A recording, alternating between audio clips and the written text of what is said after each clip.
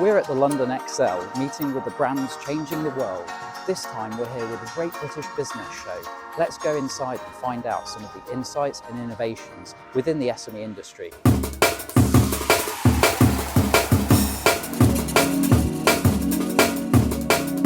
So Spritz Monkey, we're a consultancy working with anywhere from SME up to sort of the larger, almost corporate level.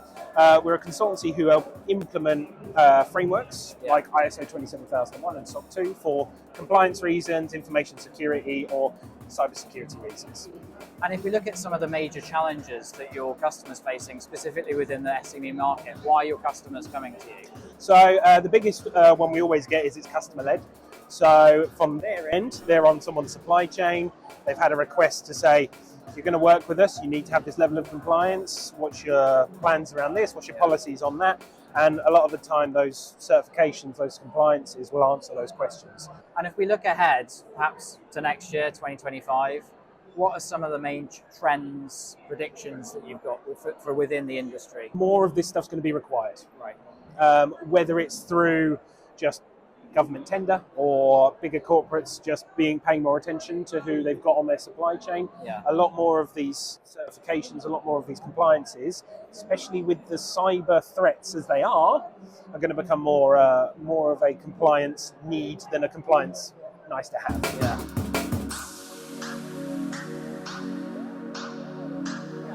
So if you look at SME specifically, the overseas business further is a massive opportunity. I think, there was an economic report saying it's a $5 trillion opportunity for them to go there. Yeah. Basically, through our services, they can go and get new business opportunity without having to establish their business entity. Yeah. So we help them to find and hire the right people.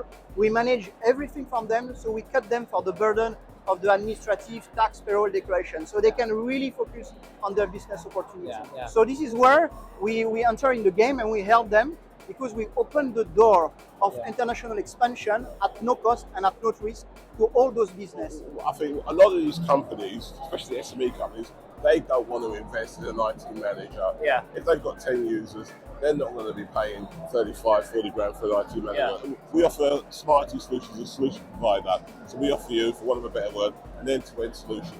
Not only do we provide you the hardware, the software and the support, but if you've got an office and you require a fit out, we can deliver that for you. So the furniture, the desk, the seating.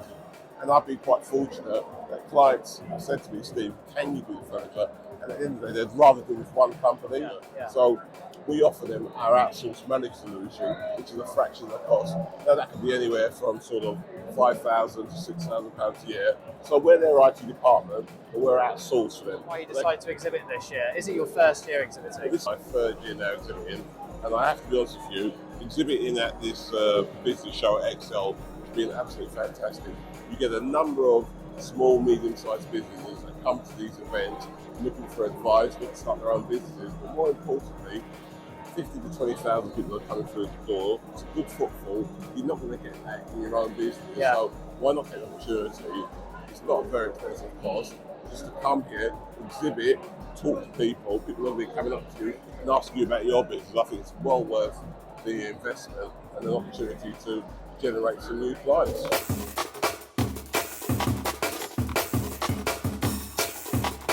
What does the future look like for HR? What is the future? And do you have any trends for next year as well, in terms of the industry? What some of the pain points could be? The 0-hour contracts and the workers' economy, and what that might mean for certain industries, because we know with some industries that we work with, it works at the moment, it works for both parties. You might find that more people go self-employed to go into like a freelance role, because that enables them to contract as much as they want or as little as they want in a way. So it's going to be interesting to see how it shapes up the job market.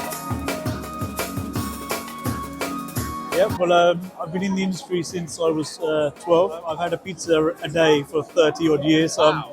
32 years, so that's a claim to fame. We've had other franchises before, previously they're franchise of the year, so it's sort of like a family thing. I did a proper job for 6 months, so I was a management consultant, and then I saw a gap in the market, initially looking at Little Caesars, and so in the US, and we did something similar, and then we just grew from there, and now we're franchising, opening a store at least one a week, So yeah, we should be at around 100 stores by the end of next year, and we're opening internationally. We're opening in Dubai next week as well. The best pizza out there for delivery, and also we do burgers, we do desserts, but everything stands on its own. So whatever you're doing, whether it be pizza or anything, from my point of view, you have to believe in what you're selling.